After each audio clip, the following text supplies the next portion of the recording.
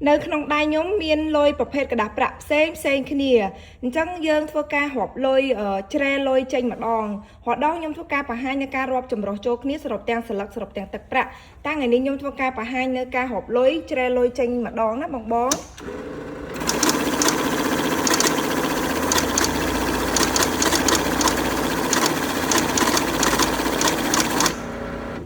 ចាបងអញ្ចឹងយើងធ្វើការរាប់ជ្រែម្ដង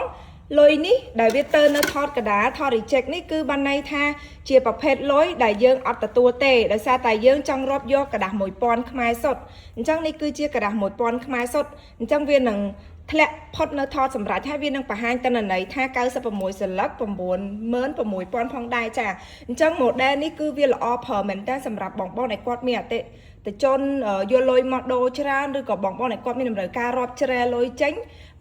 ដូចខ្ញុំធ្វើការបង្ហាញនឹងអញ្ចឹងគឺងាយស្រួលមែនតើបងអាចរាប់ត្រឡប់មុខលុយអាចជ្រែលុយខ្មែរផ្សេងដុល្លារផ្សេងលុយប្រភេទกระดาษផ្សេងគ្នាដោយសារតែបងមានតម្រូវការយកលុយទៅធនាគារអីចង់រៀបឲ្យស្អាតតាមប្រភេទដុំដូចគ្នាអញ្ចឹងអីគឺងាយស្រួលមែនតើប្រើប្រភេទនេះលឿនរហ័សចំណេញពេលវេលាសុវត្ថិភាពផងដែរហើយចាប់លុយខ្លាំងប្រសិទ្ធភាពខ្ពស់ផងដែរណាបងចាហើយយើងរាប់បានគ្រប់ប្រភេទលុយតែម្ដងប្រភេទ2ជាន់បែបនេះគឺងាយស្រួលប្រើហើយ model នេះគឺថា new version តែម្ដងគឺថារូបរាងក៏ស្អាតគុណភាពក៏មាំធន់ល្អហើយនេះគឺជា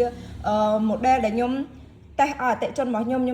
គាត់កំងណាយើងមានការធានាមួយឆ្នាំលើសេវាជួសជុល6ខែលើគ្រឿងបន្លាស់ផងដែរ model PSP